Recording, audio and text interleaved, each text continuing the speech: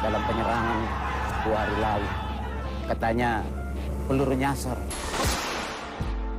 Ini bukan soal agama, ini soal bola. Beta berpikir nih bawa anak-anak ke Jakarta nih bisa bikin beta kembali merasa berharga.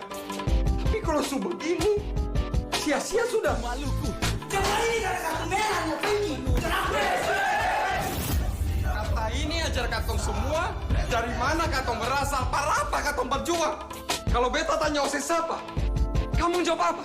Beta tanya katong siapa? Kamu jawab apa?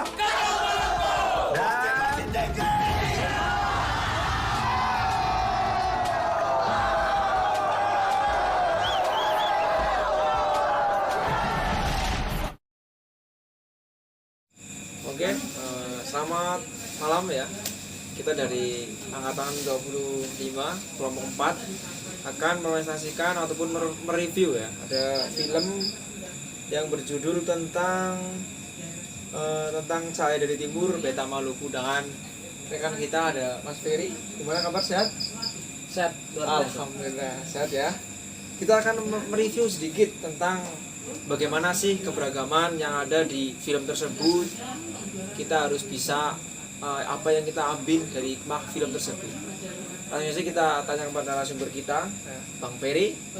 Yang pertama, sedikit ceritakan bagaimana film itu terjadi. Sepengetahuan Bang Ferry. Saya dari Timur.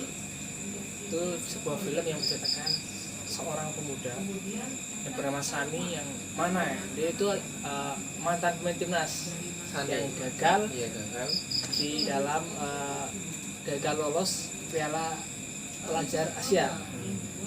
Namun yang kita petik adalah nilai semangat dan tidak putus asanya dia, sehingga dia kembali ke halamannya dengan beringinan untuk mencari bakat dari pemain muda itu. Biarpun walaupun di terjadi saat konflik itu terjadi konflik agama antara agama mana? Agama apa itu? Agama Kristen yang di Poso, kemudian Islam yang di Tulehu. Tulehu itu ya? Iya. Itu penyerangan waktu di perbatasan Tulehu atau di Posonya? Penyerangannya? Kalau penyerangan Konflik sih terjadi konflik itu? mungkin di perbatasan ya. Perbatasan antara Poso sama Nah. Tulehu itu ya? Iya. Dan Sani itu, jadi setiap jam 12 sore dia mengumpulkan anak-anak untuk dilatih bermain sepak bola, sehingga anak-anak itu teralihkan dari konflik tersebut. Oh, gitu. Berarti walaupun si Sani ini merelakan pekerjaannya ya untuk walaupun dia bekerja tetap melatih gitu. Ya, Nah, untuk pekerjaannya gimana? waktu itu kan ya kerjanya sebagai tukang ojek. Ojek. Meskipun dia fokus melatih anak-anak, tapi dia tetap bertanggung jawab kepada keluarganya. Itu juga bisa kita petik poinnya kan, terus bertanggung jawab juga kepada keluarga kita sendiri kan.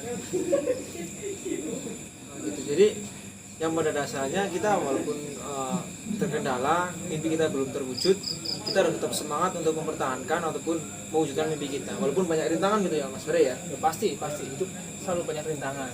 Terus kita juga harus kita coba kita gambarkan tentang bagaimana kita membangun harmoni dari film Saya dari Timur, Beta Maluku ini. Yang pada dasarnya harmoni itu kan adalah paduan keselarasan, saling menghormati dan menyelesaikan segala perbedaan. Nah, itu bagaimana gambaran untuk membangun harmoni tersebut menurut Mas Ferry ini? Dulu sebelum itu ada beberapa poin ya yang saya petik dari film tadi. Yang paling utama itu adalah jiwa nasionalisme kita. Kepada Bagaimana meskipun ada perbedaan, namun dengan jiwa nasionalisme kita dapat mempersatukan gitu ya. nomor satukan berbanding itu. Dan dengan adanya nasionalisme kita dapat saling menghargai dan saling bertoleransi antar umat beragama maupun antar daerah, yang mana tadinya itu terlibat konflik terus menerus. Itulah pentingnya kita memupuk jiwa nasionalisme. Jadi kita bisa ambil bahwasanya dengan kebersamaan, dengan banyak perbedaan, kita bisa memunculkan bakat-bakat baru yang bisa membanggakan tanah air kita. Jadi walaupun kita banyak perbedaan, tetap kita satu untuk membangun Indonesia menjadi yang lebih maju. Seperti itu ya Mas Ferry ya? Iya, seperti itu. Kurang lebih seperti itu. Kurang lebih seperti itu. Mungkin cukup seperti itu review dari kami dari kelompok Apabila ada kekurangan ya bisa nantilah kapan-kapan lain waktu kita tambahkan ya Mas Heri ya. Siap. Oke, seperti itu dulu teman-teman semua. Terima kasih atas waktu yang telah diberikan. Sekian, selamat.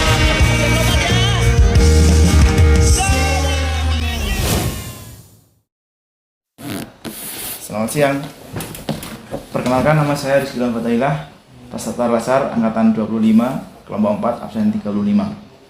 Di sini saya Setia Adi Pambudi, CPNS Kemenkumham, angkatan 25, kelompok 4, nomor absen 38.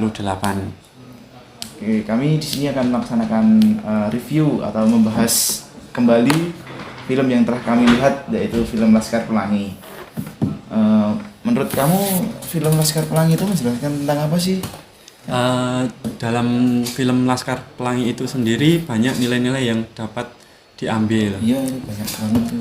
Salah satunya nilai tentang kebersamaan, di mana dapat dilihat pada film tersebut anak-anak atau murid-murid dari SD Muhammadiyah itu sangat antusias dalam mengikuti lomba karnaval yang akan diadakan di wilayah tersebut.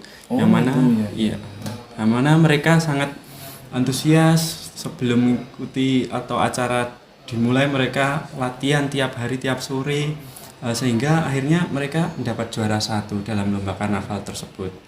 Dan juga ada tentang kebersamaan dalam warga sekitar, membantu kepala sekolah dalam membenahi bangunan sekolah yang mau roboh. Mereka mengangkat kayu bersama-sama. Ya.